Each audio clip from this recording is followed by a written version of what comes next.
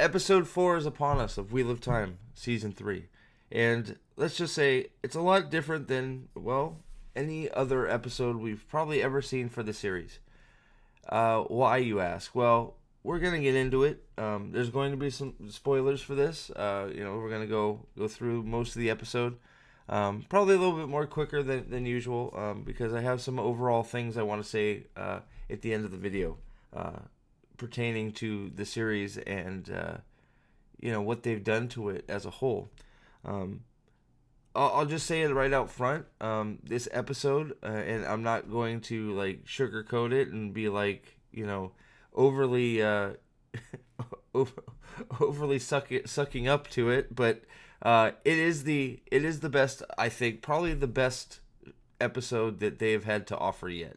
Not because there's not a bunch of problems in it. There are quite a few problems in it, like quite a few. Most of the problems revolve around moments when we are not with the main character, Rand al'Thor.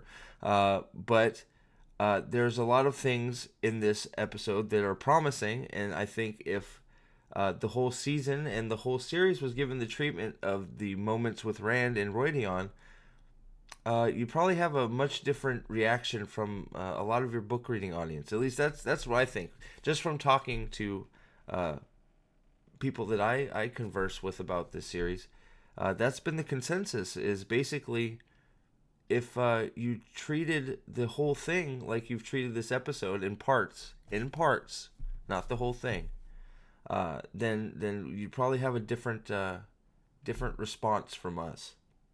Now, I don't want to speak for everybody, of course, but let's get into it because we start off, right, with a good scene, at least in my view. Now, not only is it a good scene, it's a late scene. Now, what am I talking about? We're talking about Rand and Lan having a discussion about the flame and the void. Okay, so I liked this scene quite a bit, but all I was doing while I was watching it was thinking, why now? Why didn't we get this with Tam, his father, on episode 1, where it should have been? Why are we doing it here? I think we get a lot of this episode when I think about things that happened in this episode. Why are we doing that here, and why haven't we done that for the rest of the season? Why haven't we done that for the rest of the series? So we get a Flame in the Void chat with Lan. Lan gives us some humor, which is very un-Lan-like. The show still doesn't know how to do Lan. But you know what? If this is how Lan was the whole time, I don't know I would be that upset with it if it was talking to Rand in this manner about stuff that was in the books. Now, it's not very Lan, but like I said, if we were giving in the context along with it, and Lan was a little bit more jovial and had a little bit more wasn't as stoic, then maybe I'd be forgiving. We'll never know because you haven't given the series that treatment. Just a few portions of this episode. So we talk about the Flame of the Void, which should have been done in episode 1 of season 1. It was a good conversation. It was a fun conversation. I liked it. I was interested. I think Joshua does a good job. And not much more to say about it other than I was shocked that we were actually doing sword training. I thought for sure we were just going to do a little bit of sword kata in the one episode and sword training would be done. But we get a little bit more development between Rand and Lan. They're getting a little closer, which they don't have they are mentor. They do have a mentor-mentee relationship in the books. Not really buddy-buddy. I'd say that they're mentor-mentee. I think they have a great respect and admiration for each other. We're sort of trying to finally build that relationship here with Lan and Rand. It's long overdue. It's something the show dearly misses. And hopefully we get some more moments like this with Lan and Rand. Okay? So, we got a positive. The problem is we then go to Moraine, Egwene, and then Avienda critiquing it. So it becomes more of a Moraine, Egwene, Avienda scene. I think this is the one with Avienda, isn't it? No, that's not the one with Avienda. Sorry.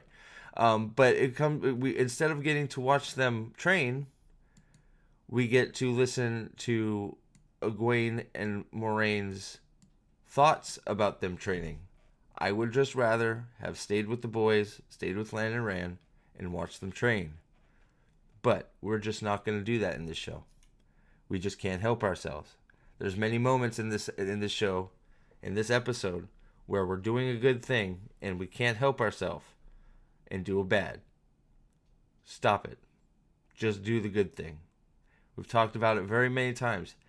Rafe Judkins could have looked like a fucking genius. All he had to do was rip the dialogue out of the books, make it, put it on the page, find a way to edit it together so you could get as much valuable dialogue out of the series as you could, and he would look like a genius.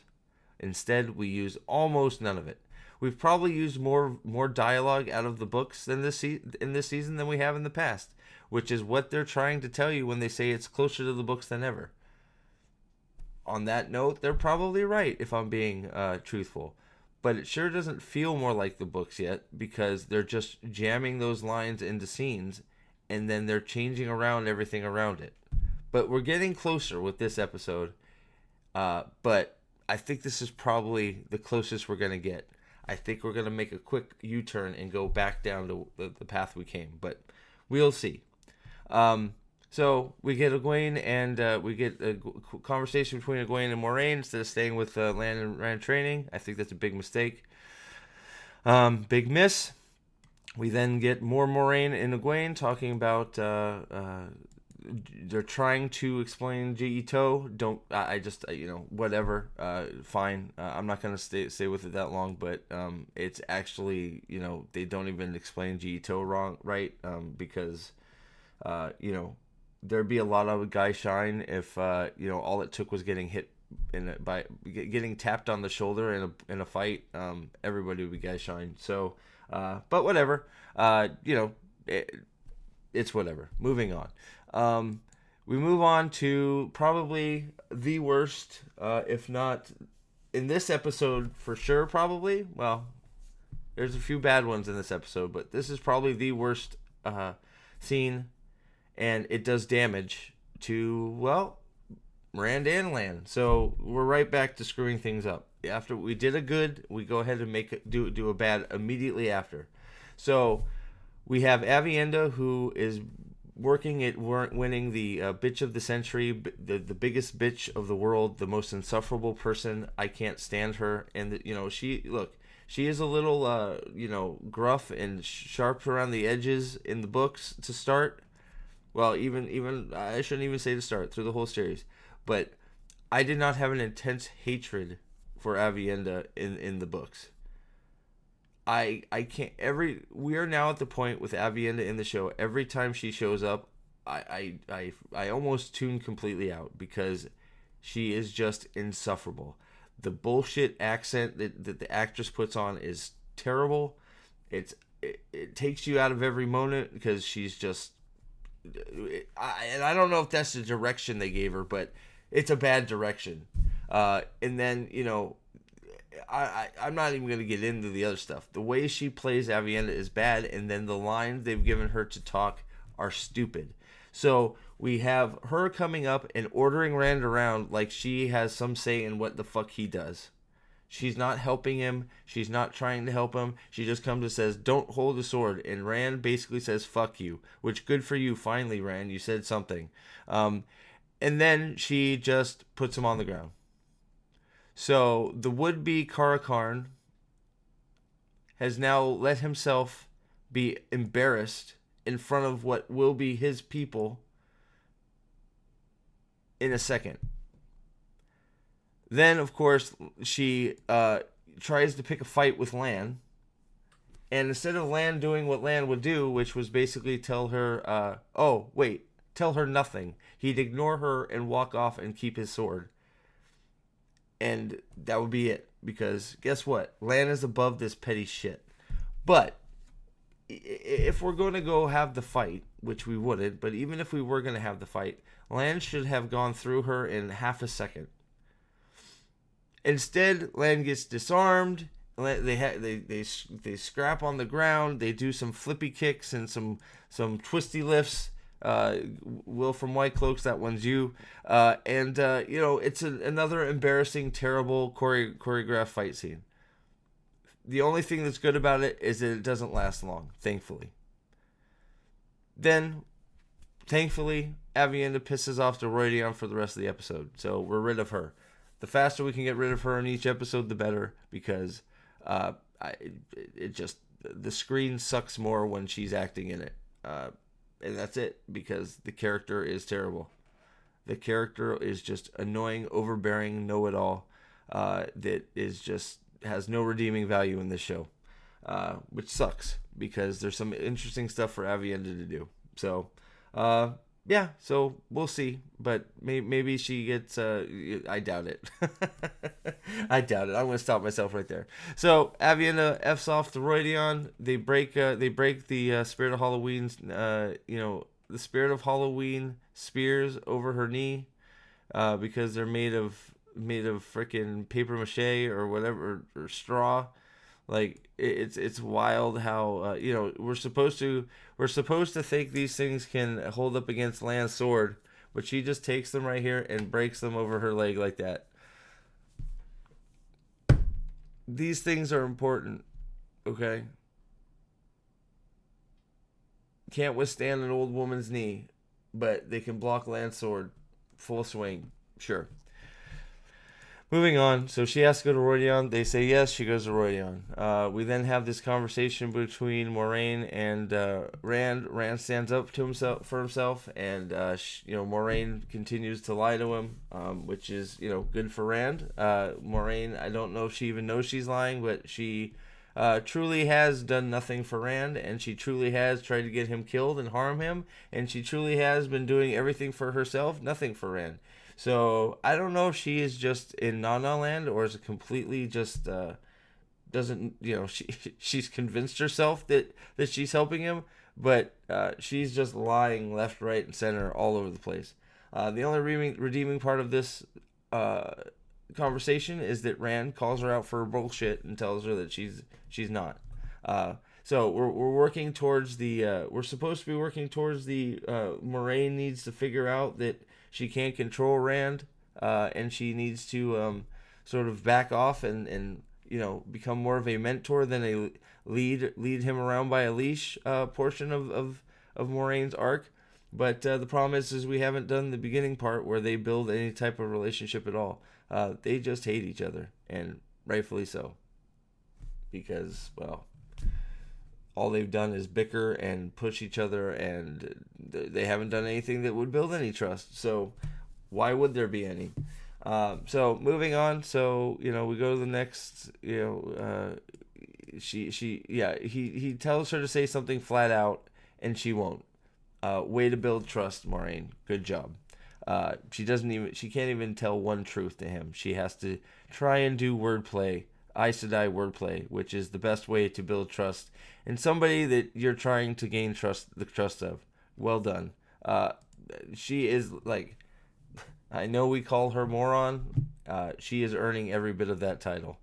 We get Rhuarc and Rand walking through the desert. He explains the Karakarn stuff, with the tattoos, of course, that Lan says that Aiel don't have, but oopsie doopsie. Then we get, the Shido are just camped right outside of Rhuidean. I think they're right outside. I don't know why everything is so close to Rhuidean, but, it is. Couladin is there. Savannah is there, with some weird thing on her head. I don't know why they got a straw mat and put it on Savannah's head. I don't know why this is Savannah. But you can tell the Shido are evil because they're black. They're in black.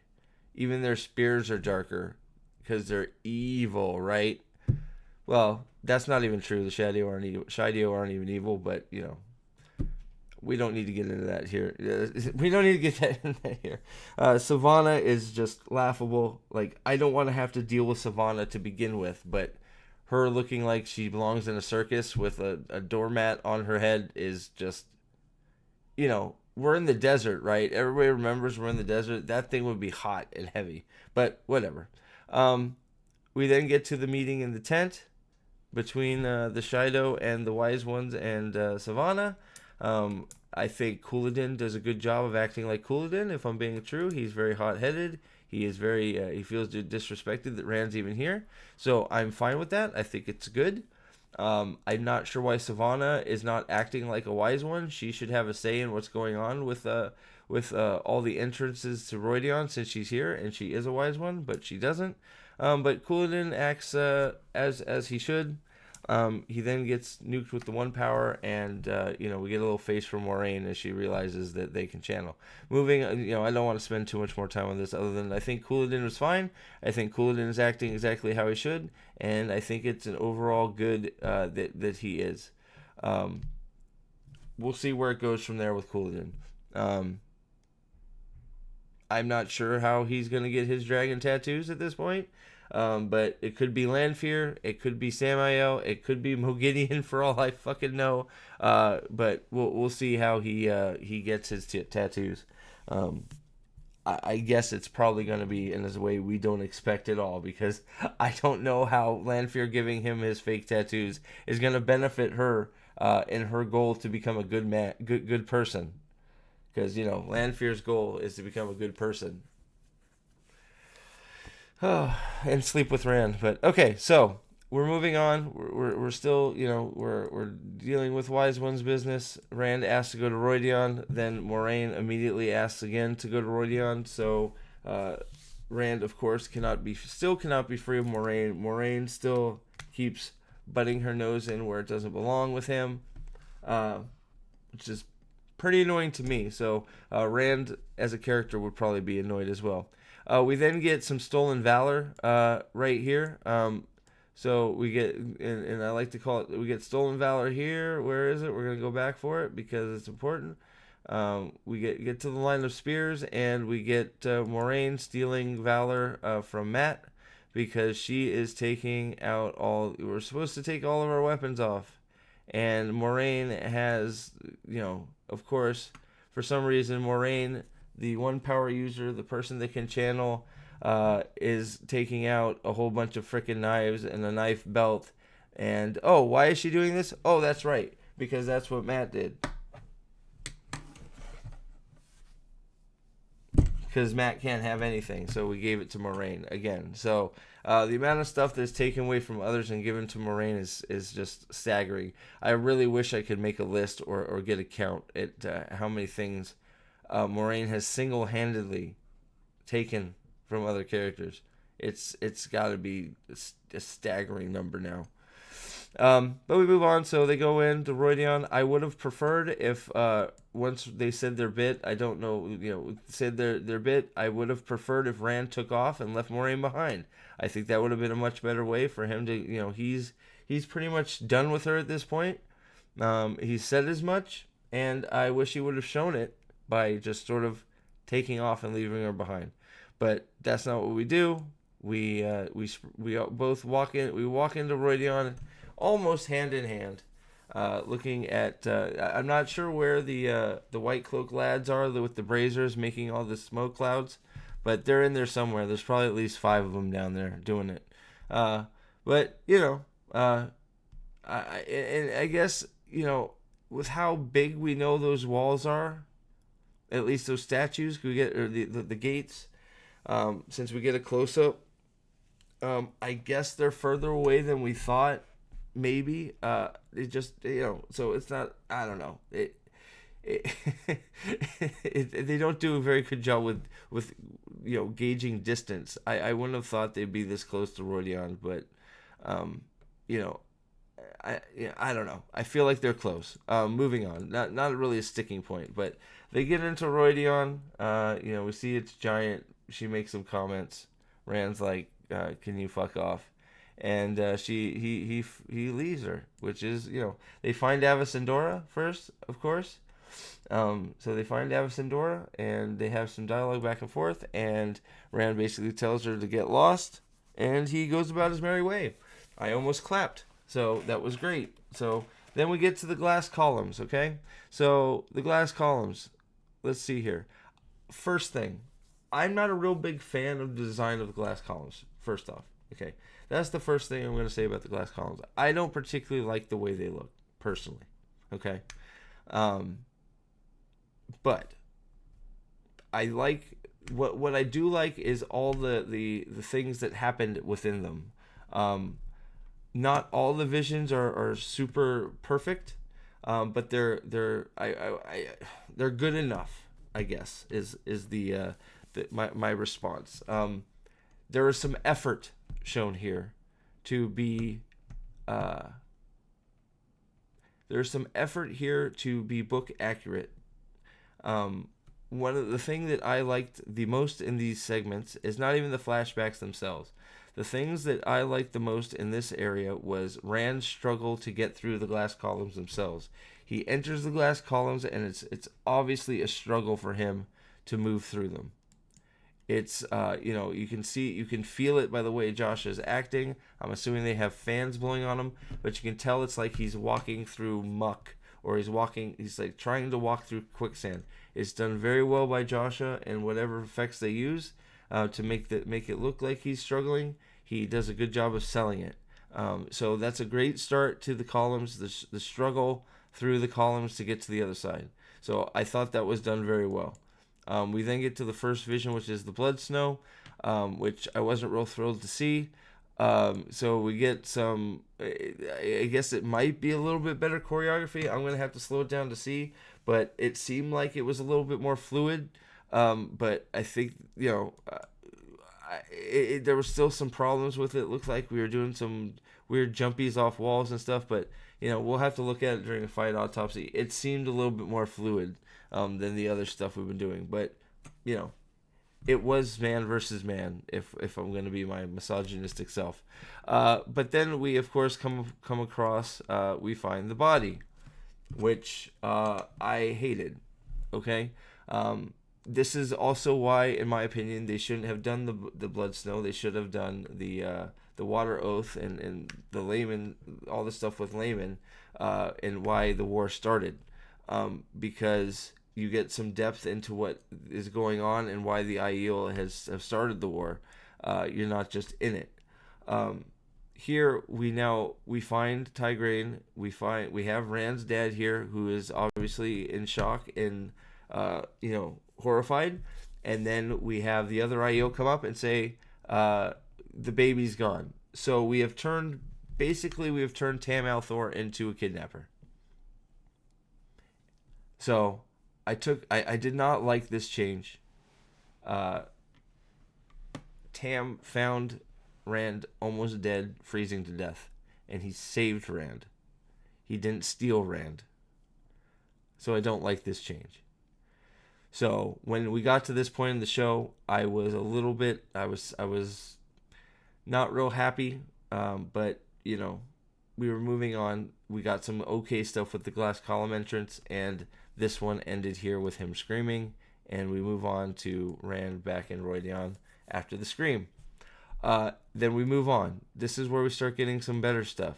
I'll slow down a little bit because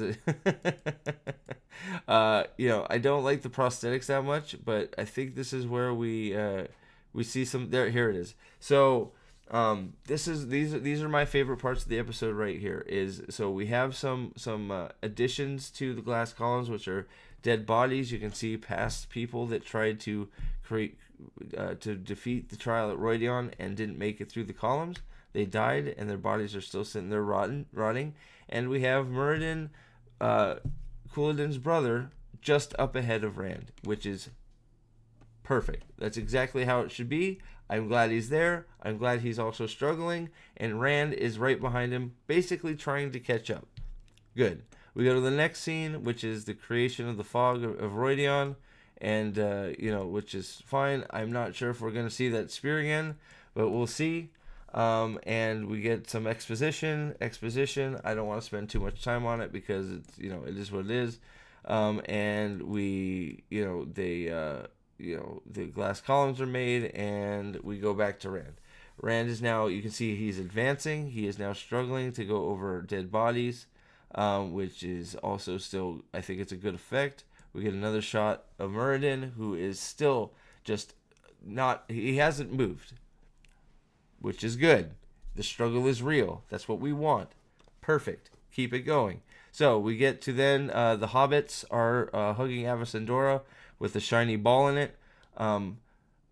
I wasn't thrilled that we're echoing back, like we're trying to give a Hobbit vibe, but it wasn't the worst thing. Once they got out of the, once we got through the, they have to be high, and they're acting like Merry Pippin and Frodo.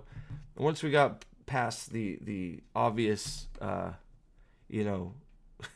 the obvious, mirroring of the Hobbits, it got better. So I did enjoy parts of this flashback. They go to his sisters get kidnapped. Obviously, they go get them. They come back. They've not only have they killed, but their friend gets killed. I know some people have had some problems because this obviously is supposed to make you think of Rand, Matt, and Perrin. It is what it is. It didn't bother me so much. It is what it is.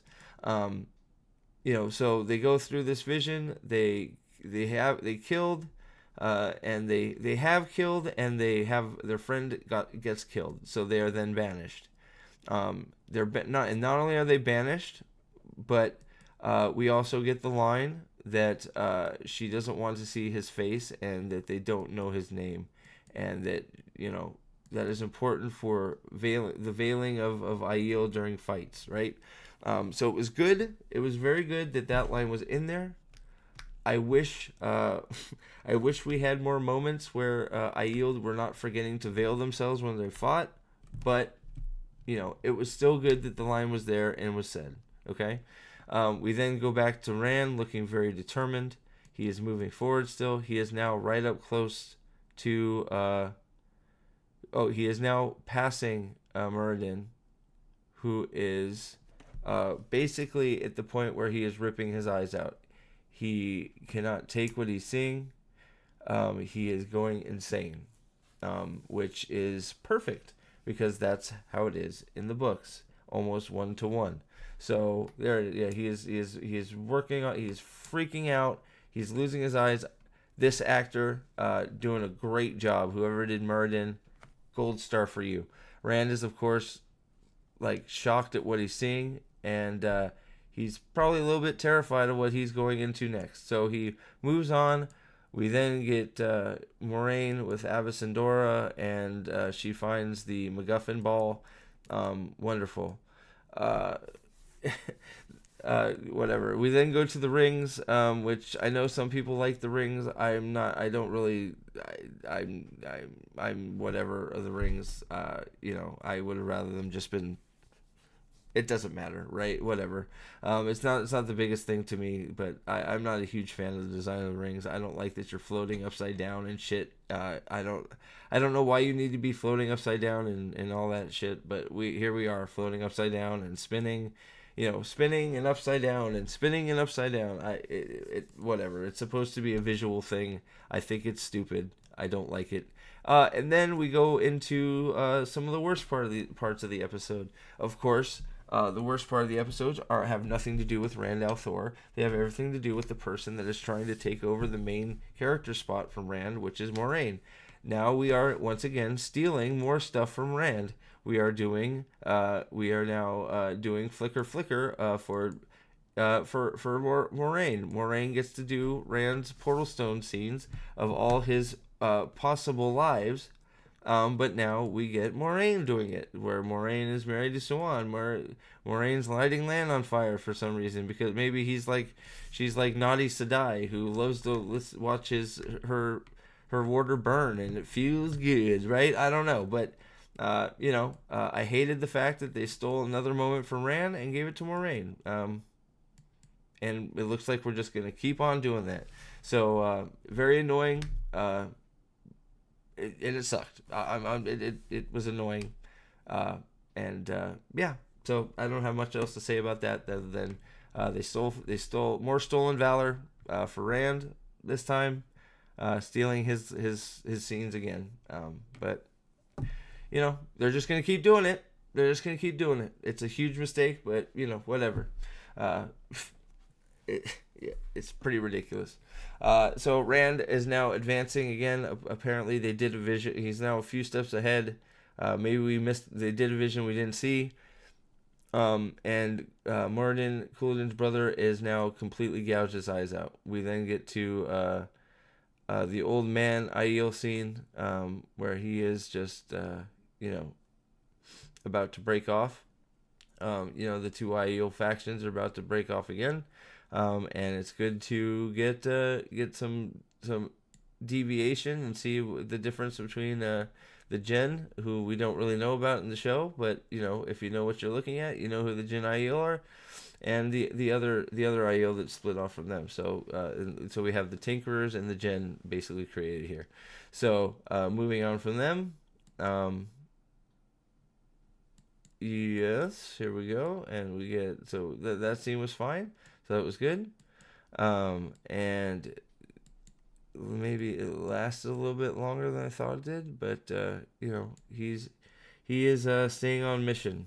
I'm not sure how he is going to repopulate and keep the mission of the Jin Aiel alive. But whatever. I guess him and that boy will take care of Avacendor themselves. Maybe, I guess he'll find some others. I don't know. But yeah, so moving on. Rand is now trudging. He is almost near the end. He is. I don't know if he gets a shot of Couladin at this one or not. I think we get Couladin, or not Couladin. I'm sorry, Muradin in the background. He is struggling hard. They must have him. He's doing a great job of selling it.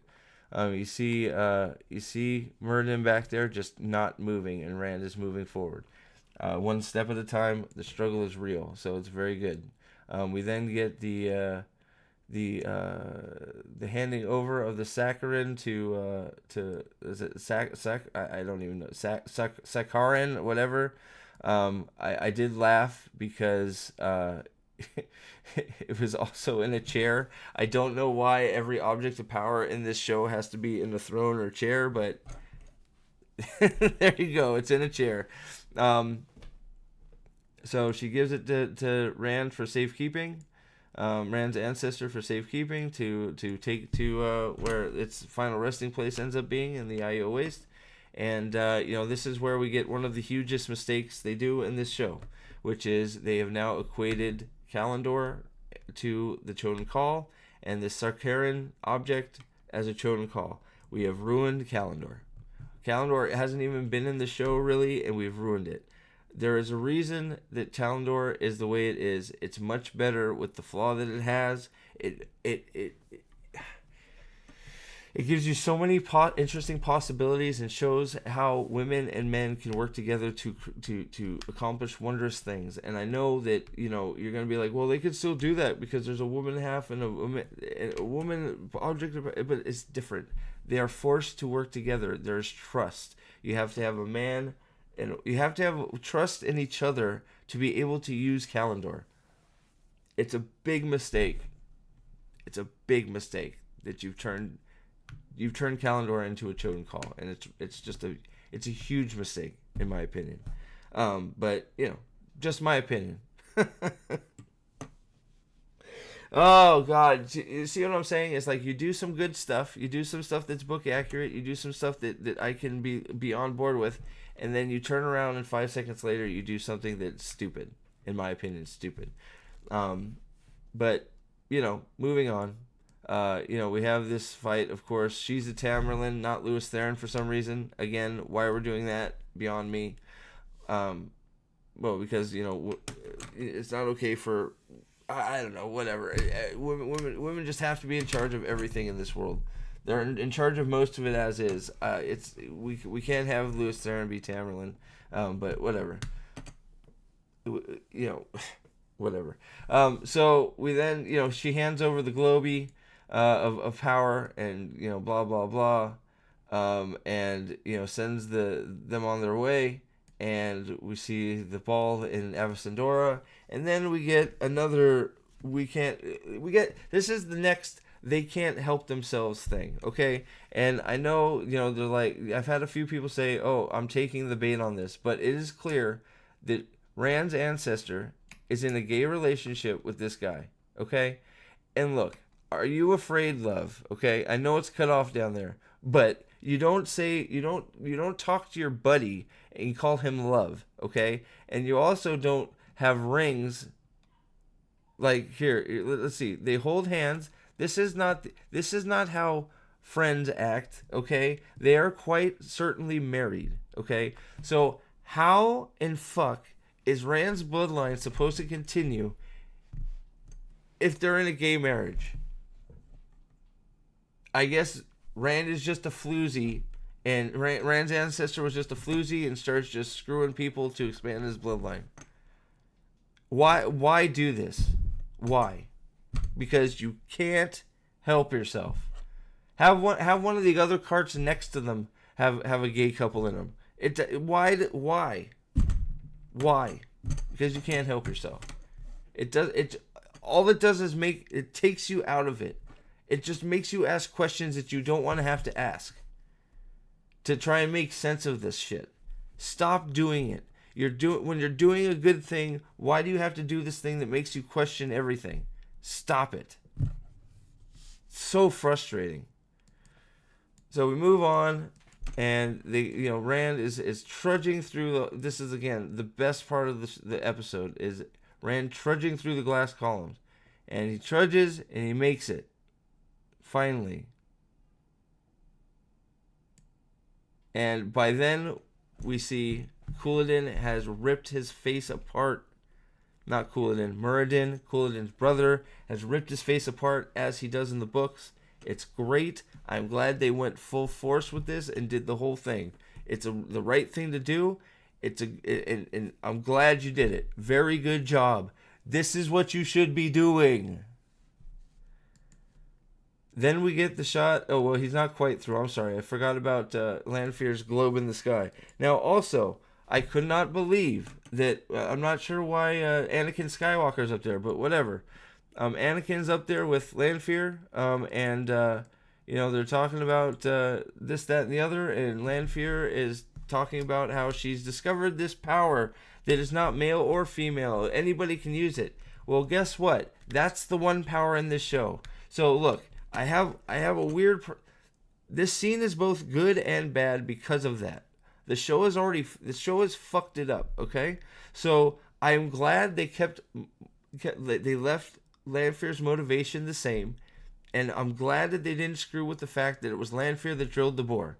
Those are both very good pluses for this episode and for the show. The problem is that you still, show, have not taken upon yourself to admit that there's two halves of the one power. And no, I've had several people say that they have. They have not. When Rand describes what it is to channel, Moraine says, I know how you feel. So that is also her acknowledging that they are channeling, they channel the same thing. She also watches him channel. She can see the flows that he's doing. He is also not grappling against it and fighting it like like the description they give in the book of Sidene.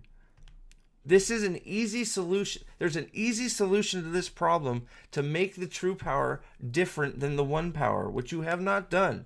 Just admit that there is a Sidene and that there is a Sidar, two halves to the one power. You have not done it. It is very simple. Just come out and say that Sidene and Sidar are a thing, that men have the men half of the true source and the women have the women half of the true source. But you won't do it. And because you won't do it, this scene makes no sense in your show. And it's a shame because it's a good scene. But you mess it up because you won't let there be a male and female half of the true of the one power. It's a shame. You just, again, we're doing a bad after we're doing a good. You can't. All you have to do is say that men and women working together can do wondrous things together while using the one power, with the male half being the Sidene, the raging, bull that you have to conquer, and the freaking woman's half being the Saidar, which you have to embrace and hold and love. That's it. But you can't do it. So the true power in this show has no difference other than it's the bad guy's power. It's the exact same thing as the one power, which makes her motivation to want to drill it not idiotic, but it lessens her reason to want to find it. Because according to them, the one power is the same thing. It's just dirty when men channel it. That is their definition of the one power in the show. It's the same thing. It's just dirty when men channel it. And they have not retconned that yet. And if they want to fix some of that shit, that's one of the biggest things and the fastest things they should retcon is bring Saidin and bring Saidar into the show. The longer you keep avoiding it, the more damage it does to your show. But you're never going to do it. So we've taken what potentially could have been a great scene and made it make no sense. Too bad. Moving on. We then get to the last scene that I really want. Well, it's not the last scene, but it's another scene that's aggravating because we get this great shot of Lanfear's laboratory. It looks pretty damn cool, doesn't it? We then get another shot of them singing and doing whatever they're doing. I'm not sure why there's not more advanced tools in the Age of Legends for farming, but we're not gonna harp on that. If they wanna harvest their grain in a line, fine, whatever, I guess. But then we see the bore get drilled, or the bore open, and I ask you, why can we do this, but we cannot have a fucking sky fight between Ishmael and Rand? Why can Balsamon and Rand not have a fight in the skies of Falme if we can do this? Now, I always interpreted, now it's my headcanon, the boar was in the ground, but it doesn't matter. This is still a good depiction of another dimension being opened into darkness. So it's cool. I like it. It also brings up the question, why don't you give this amount of attention to other moments in the series? Why don't you give us a sky battle between Rand and Balsamon, who is not even in the series? We just have Ishmael. Why don't you do these things? That is the biggest problem with this episode. Well, they do some good things. They do some things that follow the book. It's actually a watchable episode because of that, compared to how bad all the other episodes are.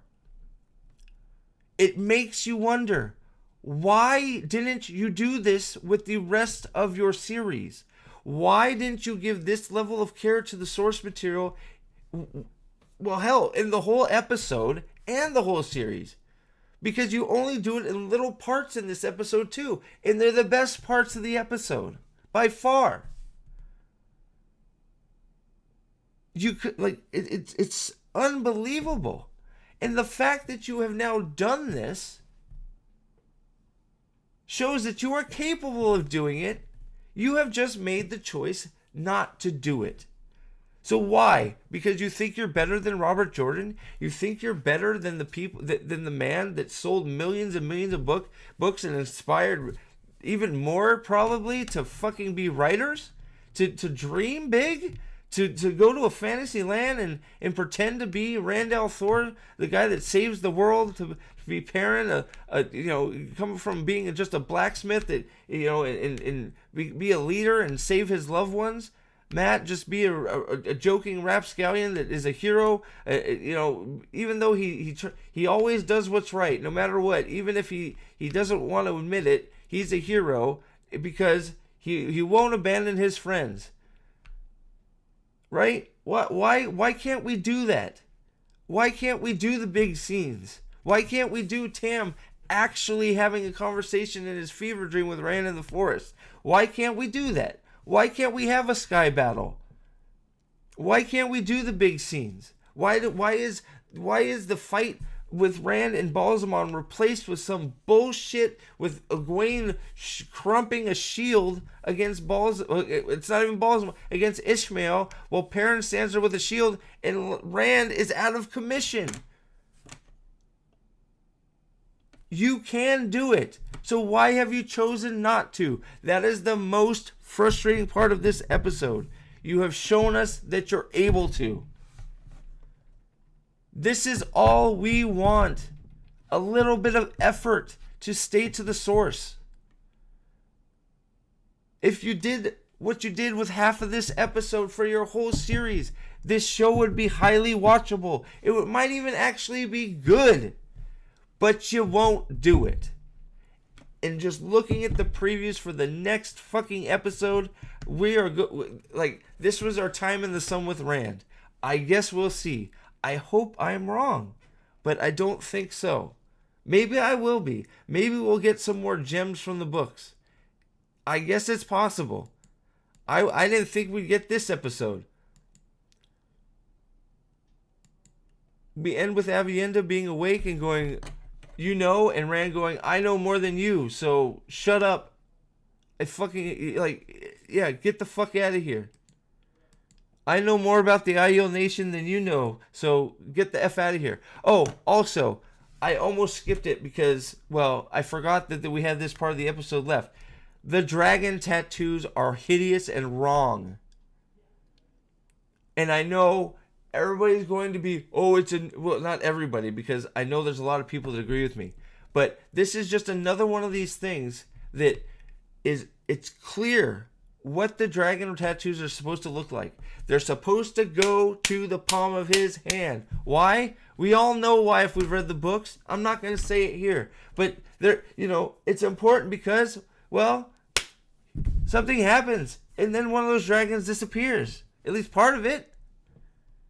It's also the wrong color. And why is there a fucking gem on his thumb? Why is there a gem eye? It doesn't look better. Do the red and with gold trim. Do it like it's supposed to be. But these lack of attention to details shows that you just don't care. They stack up. So every time you do one and get something that is obvious wrong, and then you do a show you do a whole episode that shows that you know what some of the source material is and that you can do it, then you get this stuff wrong on purpose. Why? Do you just want to self-destruct? Why do you get stuff wrong on purpose? There's no reason for it. It's infuriating. This episode almost makes me more mad because I know you can actually do a good adaptation if you wanted to. But you've chosen not to. It's a choice to not make Rand's dragon tattoos the correct way. And I know you know how to do it because I just watched this episode. What are you doing? So we then, Rand apparently then goes and takes I'm sorry. I forgot about the whole flicker. We get more flickers with weird, we get weird emo crew. Like, this is the shit that just shouldn't be here. I don't even want to talk about it because it lessens what could have been a great episode. This shit that's in here with Moraine, that shit right there. This whole scene right here with the emo bunch. This is the shit that lessens. This shit right here lessens a good episode. This is the crap that destroys any good that you might have gained from this episode with being somewhat accurate with some of the book shit. You do this crap. What the fuck am I watching? Of course, and then Rand apparently takes a 2-day nap. He was really tired. At least nobody got hung.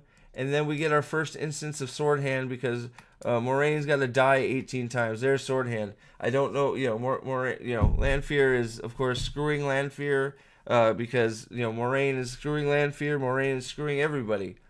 Moraine just can't keep it in her pants. And I had an interesting discussion with Pips about it, because what is it Moraine learns from this? What is it that Moraine learns from her trip in Rhuidean? More sword hand. Great. Good job.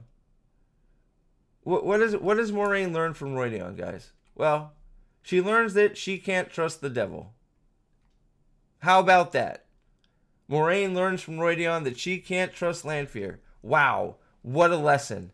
I could have told you that fucking with my eyes closed before don't trust the devil. Wow.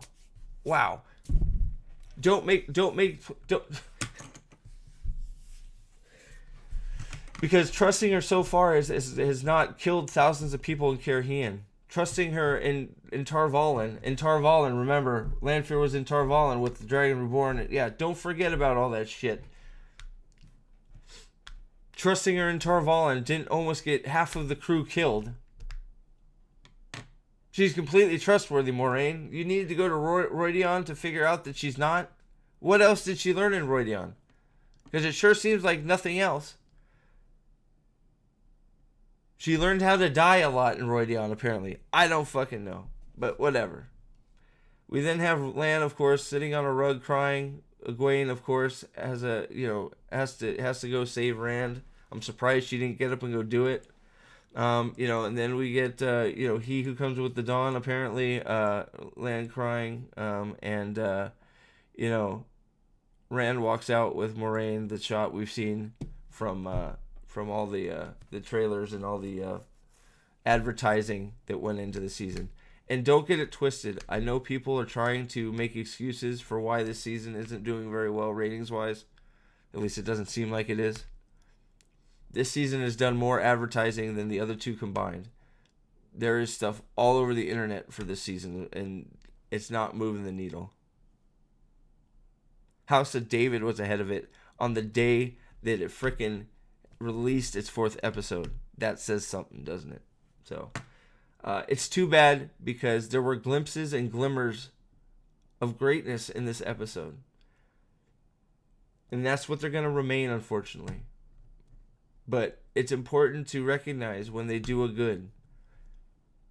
And it's also important to recognize that if they did a lot of this for the rest of their show, we probably wouldn't be having these discussions we're having about how much they have betrayed the source material. Because there was some good source material stuff in this book, in this episode, I'm sorry. And I wish they could have applied it. I wish they could have got over themselves and not made this show for people that love to ship characters or do whatever the hell they want. All they had to do was give a little bit of effort, which they put a little bit of effort in this. And the general consensus among the people that I talked to is that this episode was actually watchable and passable in some parts. It's obvious in some parts, because there's some parts that are absolutely horrible. But you got like a 50-50, which is more than I can say for any of the other freaking episodes of this show. You could have done it. And you could have had all of us book readers, all of us, on your side. But you chose to be arrogant. You've chosen to say that you're better than Robert Jordan. And you've chosen to lie and say you can't adapt it. It's impossible to adapt, right? Yet you can make a bore in the hole. You can make a borehole in the sky. You can make a borehole in the sky, but you can't do a sky battle. You can follow the flashbacks of Rhuidean, but we can't get Tam Althor and Rand trudging through a forest. We can get a bastardized version of that at the wrong point. We can't get more death in Shadar Logoth. We can't get a proper Moshin Shin.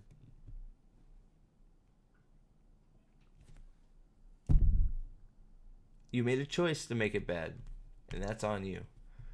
It's unfortunate, but you could have made it great. You could have adapted it, and this episode is infuriating because it shows that you could have done it. You could have done it, and you chose not to. And that is the biggest takeaway from this episode for me, because I did enjoy parts of it. And it actually makes me more angry, because now I know for sure that I'm right. You know, I really have never doubted that I'm right. That this whole series is adaptable, very adaptable. You can move the page to the screen with a little bit of effort. And it proves me right, and everybody that's saying that this show deserved a better adaptation from page to screen. It didn't have to be 1-to-1.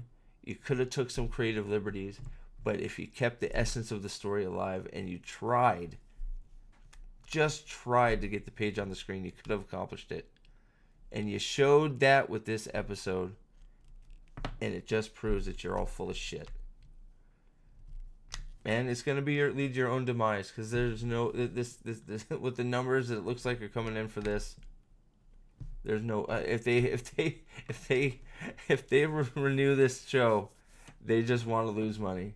But hey, if they renew it, good for all of us, I guess, because we get to keep making fun of it. But tell me what you think in the comments.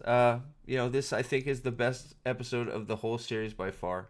My favorite part was the Moraine stuff with Rand and the glass columns. I think for me, by far, that was the closest to the books we've gotten. And I think it was done well.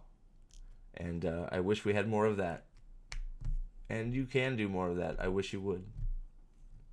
We'll see if they can. Thank you for watching. And all hail the Lord Dragon. And expect more of your media. Expect more. They can do it. Don't let them lie to you. Don't let them gaslight you. It's possible they can do it. Don't let them lie to you. Okay? Remember that. Expect more. You'll get more. Don't let them get away with mediocre shit. We'll see you later.